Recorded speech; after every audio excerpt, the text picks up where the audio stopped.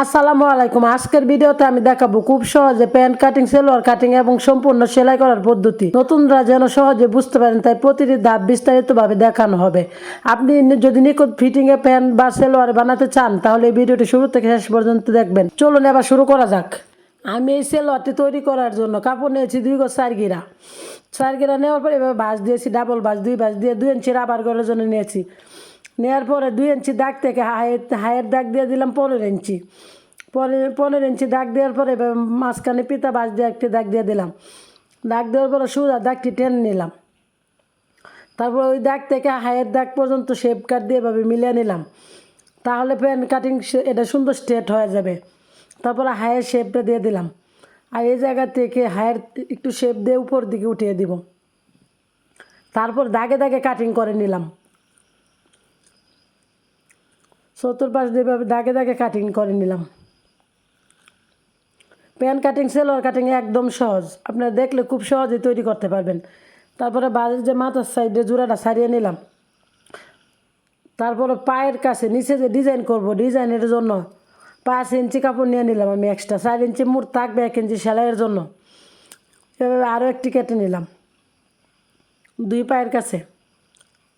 আপনি আবারও বলি, লম্বার মাপ নেওয়ার সময় এই 5 ইঞ্চি ফিতা বাদ দিয়ে ধরবেন। মুঠ লম্বা থেকে 4 ইঞ্চি কাপড় কম, ফিতা কম ধরবেন, কারণ ডিজাইনের কাপড় যে 4 ইঞ্চি পরবর্তীতে জয়েন্ট হবে। তারপর চলুন সেলাই দেখিয়ে দিই। প্রথমে আমি ধরে এক সাইড দিয়ে সাইড মেরে নিব। সাইড মারার পর উপর দিয়ে একটি চাপ সেলাই দিয়ে দিব। চাপ সেলাই দেওয়ার সময় খেয়াল রাখবেন যেন চিকন মোটা না হয় বা সাইডে সেলাইটা পরে না যায়।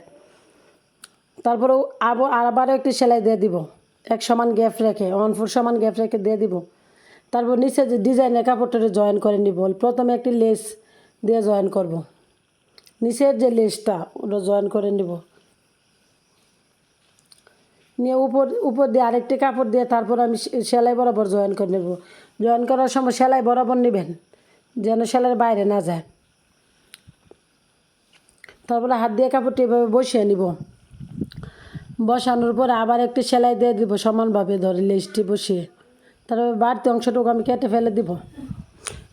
ফালানোর পরে নিচে যে মাঝখানের যে ডিজাইন করার জন্য আমি লেসগুলো কাটিং করে নিব বা সিজারের মাথা দিয়ে লেসগুলো কাটিং করে আলাদা করে নিব। আলাদা করার পরে একটি জয়েন্ট লেস নিব। লেস নিয়ে লেসটা বসিয়ে নিব। কাটিং করার সেই লেসটা আমি এর উপরে বসিয়ে নিব 1 ইঞ্চি গ্যাপ দিয়ে দিই। এবার সমানভাবে এক গ্যাপ দিয়ে বসিয়ে নিব। তারপরে মেইন বডির যে কাপড় তার সাথে জয়েন করে নিব। জয়েন করে লেসটা সমান করে জয়েন করে নিতে হবে। তারপর উপর দিয়ে একটি চাপ সেলাই দিয়ে দিব। চাপ সেলাই দেওয়ার পর বাড়তি অংশটুকু কেটে আমি এভাবে বসে হাই মেরে নিব। যে হাইয়ের শেপ থেকে এভাবে বসে একটি হাই মেরে নিব। আবারও ডাবল একটি সেলাই দিয়ে দিলাম। তারপরে রাবার সেলাই জয়েন করে নিব। এই যে দেখুন আমি কীভাবে সমানভাবে বসে রাবার জয়েন করি। এইভাবে রাবার জয়েন করা একদম সহজ। আমার কাছে সহজ মনে হয়, আপনাদের কাছে কেমন মনে হয় কমেন্টে জানাবেন। একদম সহজ পদ্ধতি মনে হয় এটা আমার কাছে। খেয়াল রাখবেন সেলাই করার সময় যেন এলাস্টিকের উপরে না পড়ে, রাবারের উপরে যেন সেলাই না পড়ে। তারপরে বাড়তি রাবারটা আমি টেনে ভিতর দিকে নিয়ে নিব। নেওয়ার পরে এইভাবে রাবারটা বসিয়ে নেব। বসিয়ে আরেক সাইড হাই মেরে নেব। মারার পরে নিচ থেকে আমি সাইড মেরে নেব। একদম সমানভাবে ধরে সাইড মেরে নেব। সাইড মারার সময় কাজটা সমানভাবে বসিয়ে নিতে হবে লেসে একটার পরে একটা। তারপরে আবারও ডাবল একটি সেলাই দিয়ে দিলাম।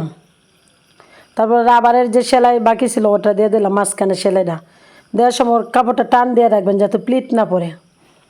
এই তো হয়ে গেল আমার সেলোয়ারের ডিজাইন।